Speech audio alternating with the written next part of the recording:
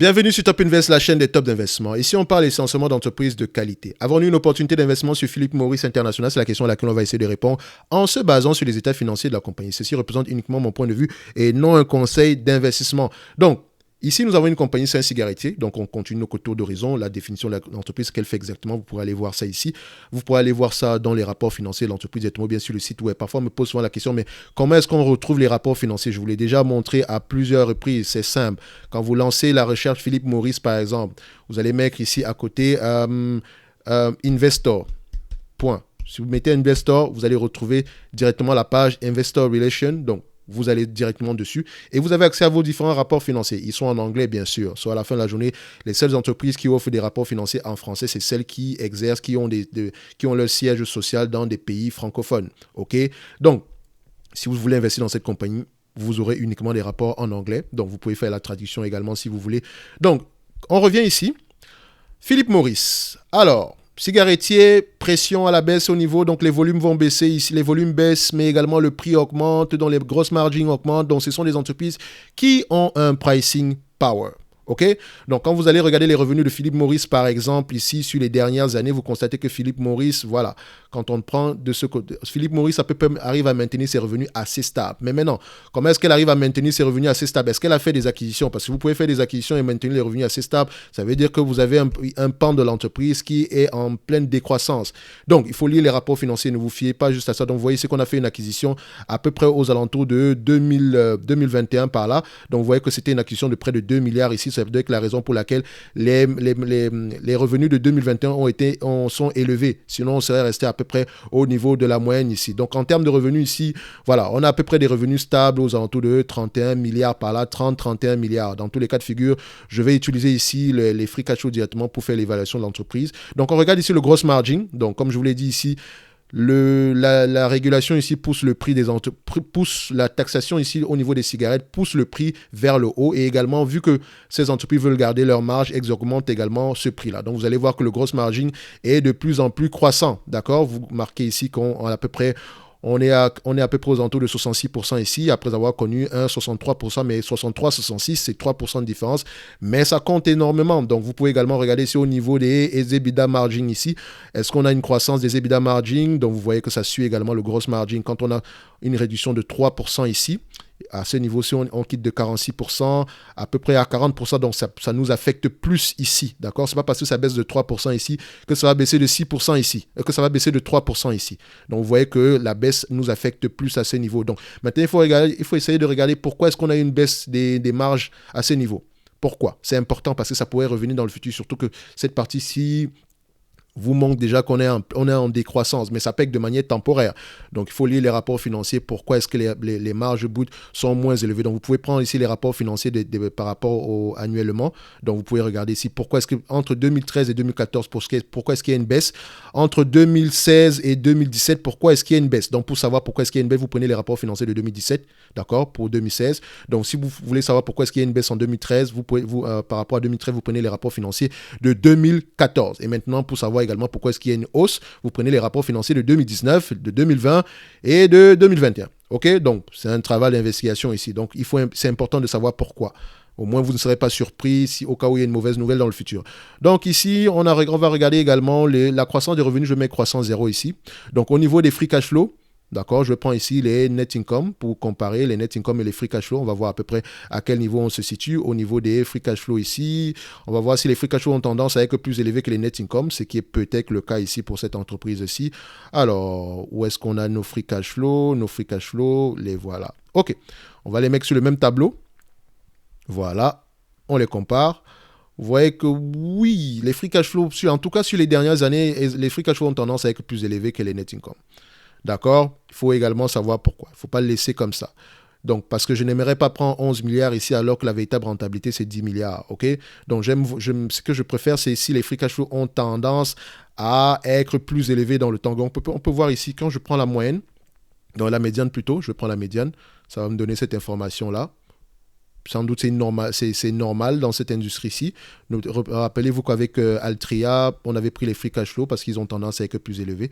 Donc peut-être que la dépréciation amortissement ici, ils déprécient plus qu'ils en ont besoin généralement. Donc ce qui leur permet d'économiser en impôts, ce qui nous permet d'avoir des free cash flow plus élevés. Donc vous voyez, c'est que la médiane des free cash flow est de 7 milliards 800 alors que la médiane des net income est de 7 milliards 200. Donc sur les 5 dernières années, on a 8 milliards 500 pour les free cash flow, 7 milliards 700 pour les net income.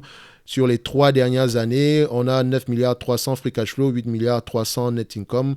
Donc on peut se dire ici que bon, les free cash flow ont tendance à être plus élevés que les net income. Donc on va prendre ici à peu près 1 milliard 600.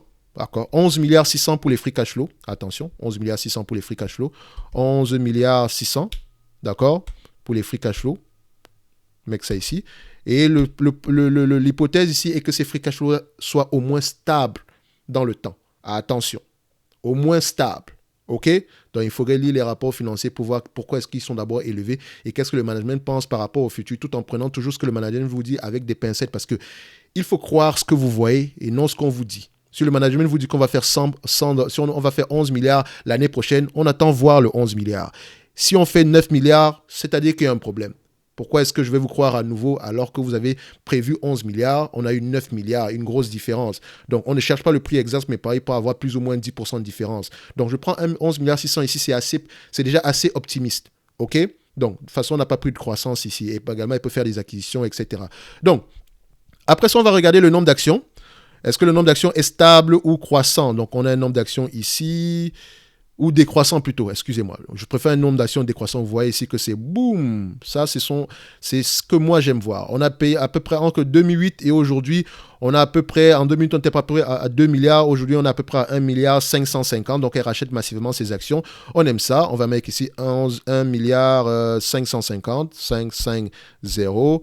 Donc, le revenu ici, ça ne concerne pas cette entreprise. Ça, je n'ai pas pris de croissance, donc c'est correct. Le PE également sera un PE de 15. Je ne paierai pas plus de 15 fois les bénéfices pour ce genre de compagnie ici parce que l'avenir est incertain ici. Je ne dis pas que ça va disparaître, mais le marché ne va pas payer plus que ça, généralement. Il peut y avoir de la spéculation, mais on ne va pas mettre 20 fois les bénéfices pour cette compagnie ici à la fin de la journée. Donc, 15 fois les bénéfices, c'est déjà assez prétentieux en mon goût. Donc, vous voyez ici que si on prend la médiane ici par rapport au PER, qu'est-ce qu'on obtient? Par rapport au price to free cash flow, on a 15 fois les bénéfices en moyenne. Sur les 10 dernières années, nous sommes à 17 fois les bénéfices. Sur les 3 dernières années, nous sommes à 14 fois les bénéfices. Donc, le marché paye généralement en moyenne 15 fois les bénéfices pour cette entreprise ici. Donc, parfois, ça peut être plus élevé, mais moi, je vais prendre 15 fois les bénéfices. OK? 15 fois les bénéfices ici, c'est ce qu'on va prendre par rapport au price to free cash flow. Donc, la dette nette ici, est-ce qu'on a une dette nette qui diminue? D'accord? Ou bien qui est presque inexistante? Qu'est-ce qu'on a comme dette nette? On a une dette nette de 23 milliards ici. OK, d'accord. On va mettre 23 milliards pour la dette nette. Sensiblement la même chose que Altria. Hein. Donc, dette nette de 23 milliards. C'est parfait. Maintenant, on peut évaluer l'entreprise. Alors, qu'est-ce que je prends ici? 11 milliards 600, n'est-ce pas? Donc, nos free cash flow multipliés par 15 fois les bénéfices, moins 23 milliards, notre dette nette, divisé par le nombre d'actions, 1 milliard 550. Ça nous donne ici 97 $ l'action. On est à combien? 97 $ l'action. Oh, merde. C'est précis, hein? 97,41. Donc, 97,41, on va se dire qu'on est à peu près correct. L'entreprise n'est pas surévaluée ni sous-évaluée. Elle est à un niveau correct ici en date d'aujourd'hui. OK? Donc, maintenant, en termes de dividendes, le dividende ici, en date d'aujourd'hui, par rapport à la capitalisation boursière, ici, on a une capitalisation boursière aux alentours de 151 milliards 250, multiplié par 5%, 5,12% de dividendes ici aujourd'hui, en tout cas celui que j'ai ici, le yield.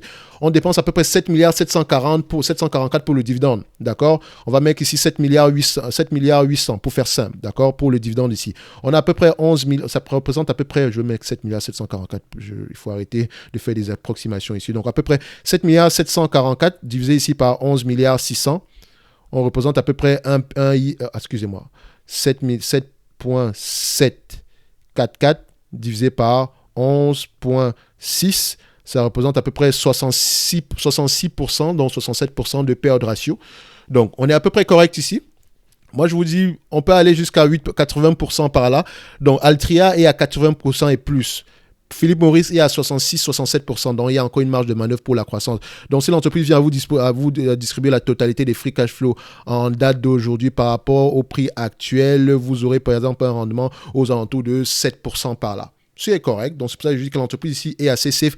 En tout cas, au niveau du dividende, OK? Donc, c'est une belle entreprise. Enfin, c'est une belle entreprise, mais qui a également ses problèmes. Notamment, vous savez de quoi on parle. So, à la fin de la journée, faut faire attention, comme d'habitude, notamment sur tous les investissements d'ailleurs. Donc, si vous êtes là pour le dividende, le prix actuel est correct, mais il faut monitorer cela. Donc, je ne pense pas que ce genre d'industrie va disparaître.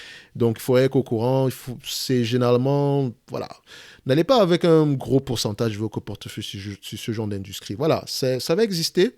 Ça sera là demain, mais également protégez-vous au maximum parce qu'on ne sait jamais. Les gouvernements sont imprévisibles. On peut vous sortir une loi demain pour interdire complètement les cigarettes. Moi, je ne sais pas si ça existe quelque part dans certains pays dans le monde, mais ça peut arriver. D'accord? Donc, elles essayent de se diversifier ici. Elles font également de la recherche et développement dans différentes, voilà, pour les cigarettes, les cigarettes sans combustion, etc.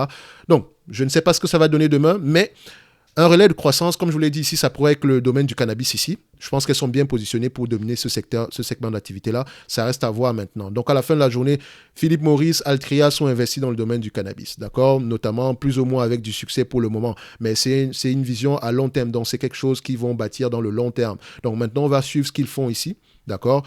Et voilà. Ça pourrait être une alternative au segment de la cigarette pure qui est en pleine décroissance. En tout cas, en termes de volume. Les volumes sont en décroissance, mais les revenus et les marges pour ces entreprises sont très, très élevés. Donc, ça dit qu'elles ont un pricing power certain. Maintenant, c'est la pérennité dans le futur qui est importante. Je pense que les cigarettiers vont exister dans le futur. Ça, c'est ce que je pense. Mais maintenant, je n'ai pas de boule de cristal. Je pourrais également me tromper, comme dans toute chose d'ailleurs. Dans tous les cas de figure, au dividende, c'est correct. Le prix actuel, dividende, il est assez safe. Si on reste au moins à 11 milliards 600, de toutes les façons, même si on arrive à 10 milliards, ce dividende est toujours assez safe. Si on voit que bon, l'entreprise essaye de faire des acquisitions, etc., augmente ses prix, mais arrive à maintenir ses marges tant bien que mal. Donc, c'est assez correct. Donc, on va se donner rendez-vous sur la prochaine vidéo. Pour Philip Morris, comme je vous l'ai dit, le prix actuel est juste correct. Le dividende également, il est safe. Et voilà. Maintenant, si vous avez un avis contraire, on respecte cela. Merci.